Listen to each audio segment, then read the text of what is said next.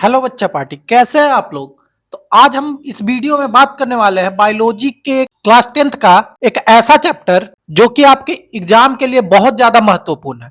आज हम पढ़ने वाले हैं इस चैप्टर में जैव प्रक्रम के सारे इंपॉर्टेंट ऑब्जेक्टिव क्वेश्चंस को। तो चलिए बिना कोई देरी किए शुरू करते हैं।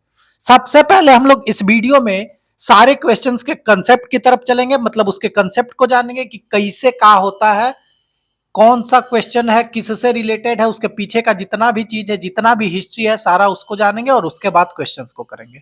तो सबसे पहला मेरा कॉन्सेप्ट है कि वाष्प उत्सर्जन होता क्या है, ठीक है, और कैसे होता है। तो हम आपको एक एग्जांपल देते हैं। जब हमको गर्मी लगता है तो पसीना आता है, और जो पसीना है हमारे शरीर से बाहर कैसे आता है, तो स्किन से, जो त्वचा है हमारा उससे बाहर निकलता है। वैसे ही सेम काम जो है ना पेड़ में भी होता है, ठीक है।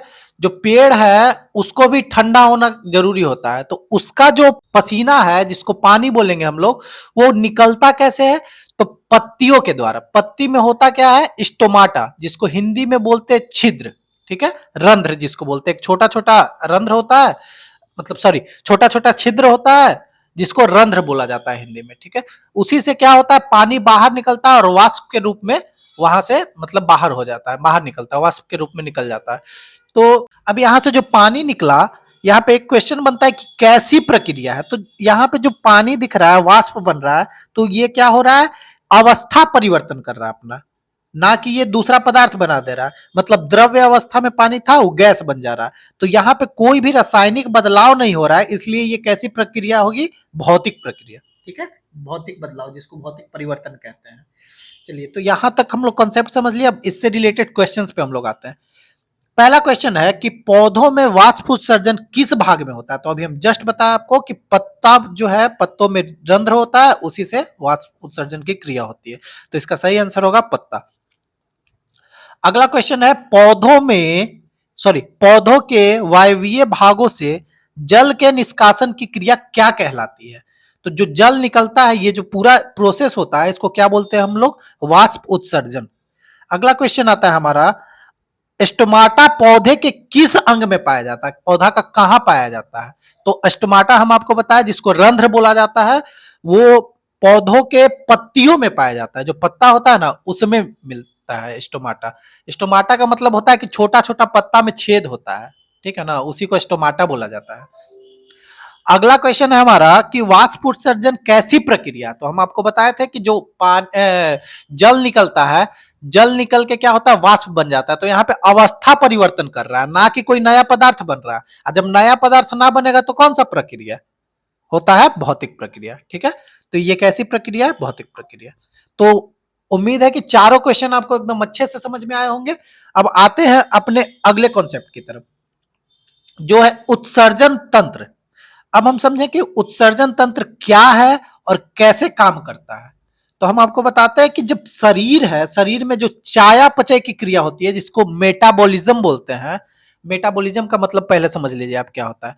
जैसे हम कुछ खाना पीना खाते हैं, ठीक है, तो डायरेक्ट जो है एनर्जी तो नहीं बन जाता है, डायरेक्ट माने ऊर्जा नहीं बन जाता है, वो हमको एनर्जी नहीं देने लगता है, वो टूटता है एनर्जी में। तो यही जो टूटने की क्रिया है ना, खाना या फिर कोई भी तरल पदार्थ जो एनर्जी में टूटता है, इसी क्रिया को बोला जाता है चयापचय। तो जो चयापचय के दौरान होता क्या है कि एनर्जी निकलता है, उसके साथ साथ कुछ विषैले पदार्थ भी निकलते हैं शरीर, जैसे आप यूरिया बोल लीजिए, अमोनिया बोल लीजिए, ये सब शरीर के लिए बहुत ज्यादा हानिकारक है। अगर ज्यादा बढ़ गए तो समझिए कि फील्डिंग सेट है। चलिए आगे। तो इसको शरीर से जो है बाहर निकालना बहुत ज्यादा जरूरी होता है, ठीक है ना, शरीर से इसको बाहर निकालना जरूरी होता है। तो अब इस शरीर से बाहर निकलेगा कैसे, तो निकलता है उत्सर्जन तंत्र के द्वारा, ठीक है। जो उत्सर्जन तंत्र है, ये सब जितना भी गंदगी है शरीर के अंदर, जितना भी विषैला पदार्थ है, सबको निकालने में मदद करता है। तो जो उत्सर्जन तंत्र है, इसमें एक सबसे इंपॉर्टेंट अंग है, ठीक है, जिसको किडनी बोला जाता है। हिंदी में उससे वृक्क कहते हैं, वृक्क, ठीक है, और इंग्लिश में इसे किडनी कहा जाता है। तो किडनी में होता क्या है, बहुत सारा फिल्टर होता है, छोटा छोटा छोटा छोटा बहुत सारा फिल्टर होता है। उस सब फिल्टरवा मिला के उसका नाम होता है नेफ्रॉन। मतलब सब फिल्टर को क्या बोलते हैं, नेफ्रॉन बोला जाता है, ठीक है। अब ये क्या करता है, नेफ्रॉन का काम क्या है कि जो खून है, खून में यूरिया का जो मात्रा है, वो क्या करता है, उसको खून से अलग कर देता है, यूरिया को क्या करता है, साफ करता है मतलब, और यूरिया को क्या करता है, बाहर निकाल देता है वहां से। यहाँ से आता है ना क्वेश्चन कि शरीर में अपने आप को यूरिया कैसे बन गया। तो यूरिया जो है ना, हम बताए थे आपको कि मेटाबॉलिज्म जो होता है, मतलब एनर्जी बनता है तो उस टाइम बनता है, और सारा क्रिया होता कहाँ पे है, तो लीवर में होता है। ठीक है, लीवर जो हमारा लीवर होता है ना, उसमें सारा क्रिया।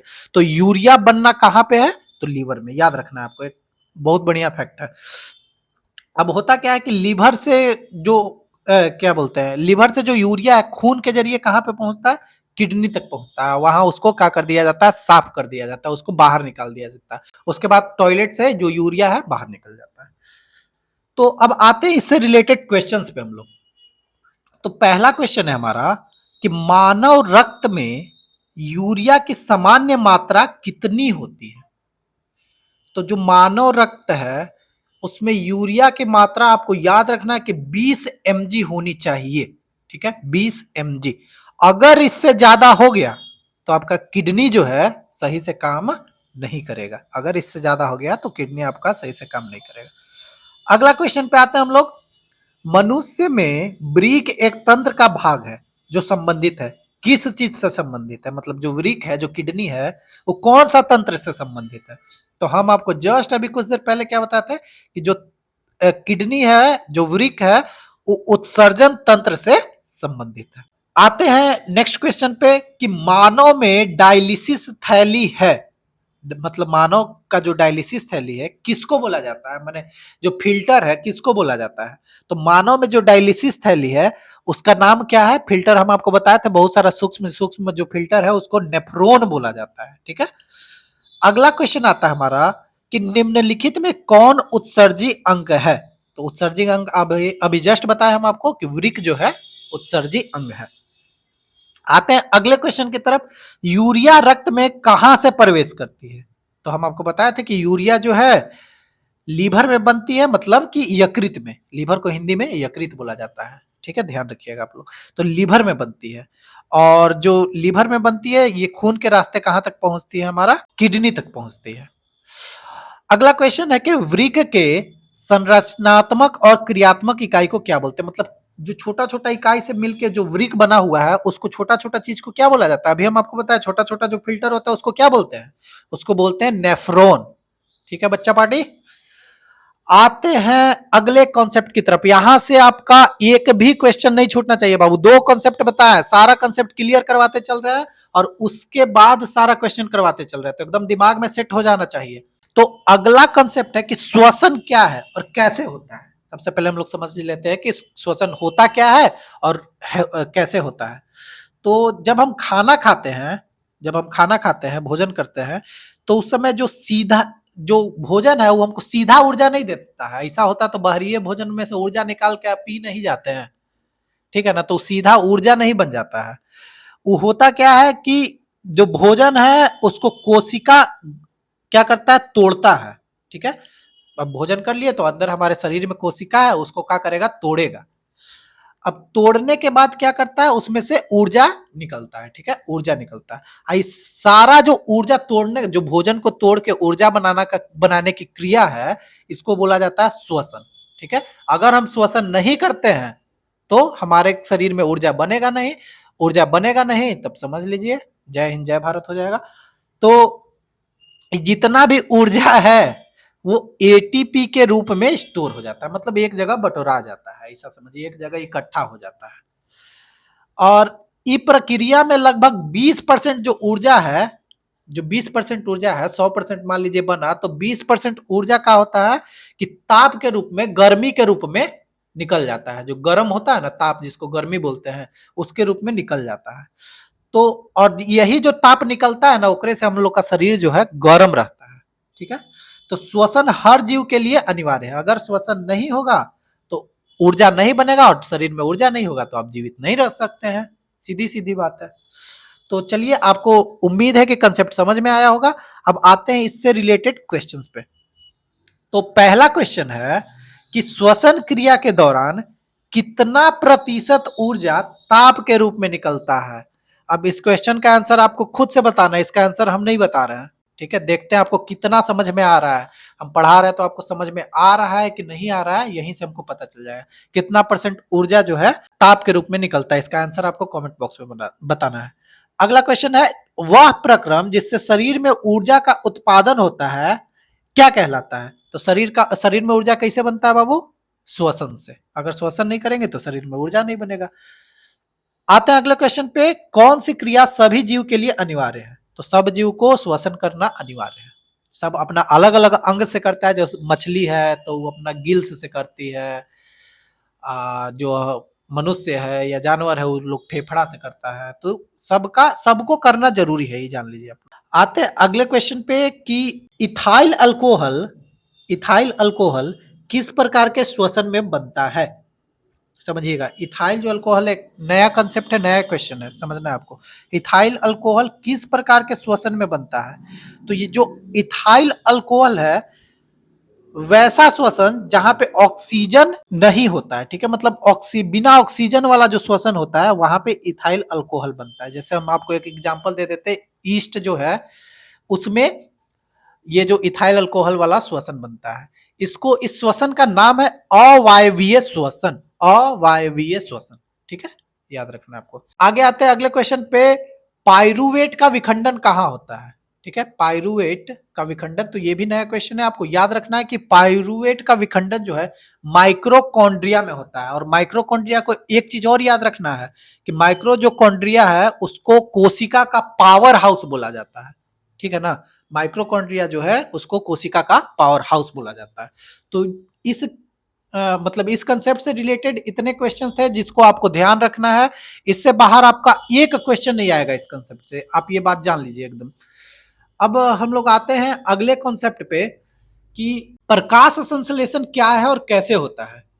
तो आपको पता है प्रकाश संश्लेषण तो हम लोग बहुत पहले से पढ़ते आ रहे हैं, मतलब चौथी पांचवे क्लास से ही पढ़ते आ रहे हैं, लेकिन फिर से हम लोग एक बार जानते हैं इसके बारे में। तो हमको पता है कि पौधा जो है अपना खाना खुद बनाता है, मतलब ओकरा कोनो खाना ले जाके पहुंचाता नहीं हो, वो अपन खाना खुदे बना लेता है, ठीक है। अब बनाता कैसे है खाना?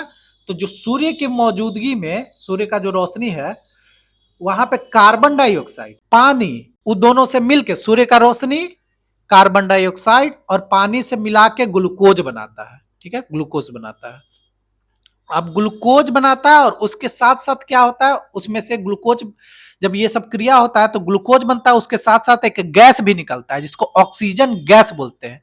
तो ऑक्सीजन गैस भी निकलता है, तो ग्लूकोज उसका खाना हो गया, ऑक्सीजन गैस वो छोड़ देता है, ठीक है। अब ये जो सारा काम है, कहीं ना कहीं जैसे हम लोग खाना बनाते हैं तो वो बनता है किचन में, ठीक है। तो ये भी जो अपना खाना है कहाँ पे बनाता है? पत्ता है उसमें मौजूद होता है हरित लवक, ठीक है, पत्तों में मौजूद होता है हरित लवक, वहीं पे ये सारा काम उसका होता है। और ये जैसे अब किचन तो है लेकिन वहां पे जाके खाना बनाना पड़ेगा ना किसी को, जैसे मम्मी बनाती है, दीदी बनाती है, वैसे ही यहाँ पे इसका मदद कौन करता है, कौन जरूरी होता है? तो क्लोरोफिल नाम का जो हरा वर्णक है जो कि सूर्य की रोशनी को सोखता है, उसकी मदद से ही ये खाना बना सकता है। अगर वो नहीं रहेगा, क्लोरोफिल नहीं रहेगा तो इस खाना नहीं बनेगा, खाना नहीं बनेगा तो पेड़ खत्म। चलिए अब यहां तक तो हम लोग समझ गए। अब आते हैं इससे रिलेटेड क्वेश्चंस पे। तो इससे रिलेटेड जो क्वेश्चन है उसमें हम पहला क्वेश्चन को देखेंगे। तो पहला क्वेश्चन है, प्रकाश संश्लेषण द्वारा किसकी प्राप्ति होती है? प्रकाश संश्लेषण के द्वारा क्या प्राप्त होता है? तो प्रकाश संश्लेषण के द्वारा ग्लूकोज प्राप्त होता है जिसको भोजन भी बोला जाता है, ठीक है। अगला क्वेश्चन है, प्रकृति में ऑक्सीजन का संतुलन कैसे बना रहता है? तो जो प्रकृति में ऑक्सीजन का जो संतुलन है, मतलब प्रकृति में ऑक्सीजन कहाँ से आता है? तो प्रकाश संश्लेषण होता है, हम बताए थे अभी जस्ट आपको कि प्रकाश संश्लेषण होता है तो ग्लूकोज बनता है, एगो गैस छोड़ता है, गैस का नाम कुछ है ऑक्सीजन। तो जो प्रकाश संश्लेषण की क्रिया होती है उसी से प्रकृति में ऑक्सीजन का संतुलन बना रहता है। अगला क्वेश्चन है, इनमें कौन प्रकाश संश्लेषी अंग है? मतलब कहाँ पे प्रकाश संश्लेषण होता है? तो हम आपको जस्ट बताएं कि हरित लवक में जो है प्रकाश संश्लेषण होता है। अगला क्वेश्चन है, 100 पोषी पोषण के लिए आवश्यक है, क्या आवश्यक है? तो 100 पोषी पोषण के लिए इनमें जितना भी ऑप्शन आपको दिख रहा है, क्लोरोफिल, CO2, जल, CO2 प्लस जल, सूर्य का प्रकाश, ये सब जरूरी है। तो इसमें आंसर क्या होगा? उपयुक्त सभी। अगला क्वेश्चन है प्रकाश संश्लेषण कहाँ पे, सॉरी, प्रकाश संश्लेषण होता है कब होता है, मैंने रात में कि दिन में? तो प्रकाश संश्लेषण जो है दिन में होता है। अरे सूरज का रोशनी दिन में रहता है तो दिन में ना होगा, तो दिन में होता है, ठीक है। अगला क्वेश्चन है प्रकाश संश्लेषण क्रिया में ऑक्सीजन बाहर निकलता है। प्रकाश संश्लेषण क्रिया में ऑक्सीजन बाहर कैसे निकलता है? तो ऑक्सीजन जो है जल से बाहर निकलता है, ठीक है। जो मतलब कि प्रकाश संश्लेषण क्रिया होता है तो उनमें ऑक्सीजन कहाँ से आता है? तो जो जल का अणु है ना, जल में क्या होता है, आप केमिस्ट्री में पढ़े होंगे कि जल का फॉर्मूला होता है H2O, O मतलब ऑक्सीजन। तो यही ऑक्सीजन जो है टूट के या बाहर निकल जाता है, ठीक है। आगे आते हैं अगले क्वेश्चन की तरफ कि प्रकाश संश्लेषी अंगक कौन है, मतलब जो प्रकाश संश्लेषी अंगक इसमें कौन सा होता है? तो हम आपको जस्ट अभी कुछ देर पहले ये क्वेश्चन शायद करवाए थे, हरित लवक। चलिए छोड़िए, अगला क्वेश्चन पे आते हैं। स्वपोषी पोषण के लिए आवश्यक नहीं है। स्वपोषी पोषण के लिए आवश्यक नहीं है मतलब जो अपने से खाना बनाते हैं उसके लिए क्या इस सब में से आवश्यक नहीं है? तो अगर ऑक्सीजन नहीं रहेगा तो ये लोग खाना नहीं बना पाएगा। खाना तो बना लेगा, ये लोग को खाना बनाने के लिए क्या क्या चाहिए? एक तो चाहिए आपको क्या बोलते हैं, सूर्य का प्रकाश, CO2 कार्बन डाइऑक्साइड, और तीसरा चाहिए जल। तो इनमें ऑक्सीजन कहां से आ रहा है? कहीं से नहीं। तो इसका सही आंसर क्या होगा? इस स्वपोषी के लिए क्या जरूरी नहीं होता? ऑक्सीजन जरूरी नहीं होता। ऑक्सीजन तो ये छोड़ता है ना जी, इसको जरूरी कुछ चीज है, ना ही मिलेगा तो कोई दिक्कत है, ये तो छोड़ता है, बनाता है। अगला क्वेश्चन आते हैं स्वपोषी पोषण के लिए आवश्यक है, क्या आवश्यक है? तो सारा चीज है, अभी जस्ट कुछ देर पहले हम क्वेश्चन करवाए हैं, इनमें जितना भी चीज है सारा। अगला क्वेश्चन प्रकाश संश्लेषण प्रक्रिया का मुख्य उत्पाद क्या होता है? जो सबसे मेन चीज निकलता है, क्या निकलता है? तो सबसे मेन चीज हम लोग को, जो हम लोग के लिए सबसे ज्यादा जरूरी है, वो होता है ऑक्सीजन। अब आते हैं हमारे अगले कॉन्सेप्ट पे। तो अगला कॉन्सेप्ट है हमारा कि पोषण के कितने प्रकार होते हैं, मतलब पोषण के बारे में। अब जैसे देखते हैं कि जो जितना भी जीव है उसको ऊर्जा चाहिए। अब ऊर्जा चाहिए मन एनर्जी चाहिए ना जी, जिंदा रहने के लिए। तो एनर्जी के लिए क्या चाहिए? उनको पोषण करना जरूरी है, ठीक है। अब ये कुछ टाइप के होते हैं, मतलब कि अलग अलग टाइप के होते हैं। तो पहला टाइप इसमें आता है स्वपोषी। स्वपोषी का मतलब जो नाम से ही पता चल रहा है, सौ और पोषी, सौ का मतलब खुद और पोषी मतलब खाना बनाना, ठीक है। तो जो खुद खाना बनाता है, जो खुद भोजन बनाता है, वो स्वपोषी कहलाता है। जैसे पौधा, अभी जस्ट हम लोग पढ़ के आ रहे हैं कि अपने से खाना बनाता है बेचारा।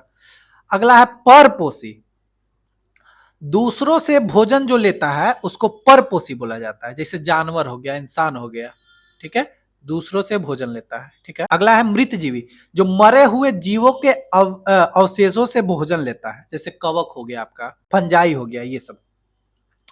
अगला आता है प्राणीसम, जैसे अमीबा, पैरामीशियम, जैसे जितना भी जीव है भोजन को अंत ग्रहण करते हैं, मतलब भोजन का अंत ग्रहण करते हैं। अब इससे आते हैं रिलेटेड क्वेश्चन पे। कवक में पोषण की कौन सी विधि है? जो कवक है, अभी जस्ट हम आपको बताया कि कवक क्या करता है। तो कवक जो है मरे हुए जीवों के अवशेषों से भोजन लेता है, ठीक है। तो ये कौन सा पोषी होगा? तो मृत जीवी होगा, ठीक है। अगला, इनमें किसके द्वारा अमीबा में भोजन अंतर्ग्रहण होता है? ठीक है, अमीबा जो है, हम बोले थे कि अंतर्ग्रहण होता है प्राणी सब में, तो अमीबा में किसके द्वारा होता है? तो जो कूटपाद है उसके द्वारा अमीबा में भोजन अंतर्ग्रहण होता है। अगला क्वेश्चन है पैरामीशियम में पाई जाने वाली पोषण विधि क्या कहलाती है? पैरीमीशियम, हम आपको बताए थे प्राणीसम में जो है अमीबा, पैरीमीशियम जैसा जितना भी जीव है वो सब प्राणीसम में आते हैं। तो पैरीमीशियम में पाई जाने वाली पोषण विधि को क्या बोलते हैं? प्राणीसम। अगला क्वेश्चन आता है अमीबा में भोजन का अंत ग्रहण किससे होता है? तो कूटपाद, क्वेश्चन अभी ऊपर भी करवाए हम। अमीबा का मुख्य भोजन क्या है? तो अमीबा का जो मुख्य भोजन है, इनमें जितना भी दिख रहा है आपको, बैक्टीरिया हो गया, शैवाल हो गया, एक कोशीय जीव हो गया, ये सारा चीज है, ठीक है। अगला क्वेश्चन है पोषक तत्वों को ग्रहण करने की विधि को क्या कहते हैं? पोषक तत्व जो है उसको ग्रहण अगर हम करते हैं तो इस विधि को क्या कहा जाता है? तो इस विधि को कहा जाता है पोषण, ठीक है। इस विधि को कहते हैं पोषण। तो अभी तक हमने 5 कंसेप्ट पढ़ा।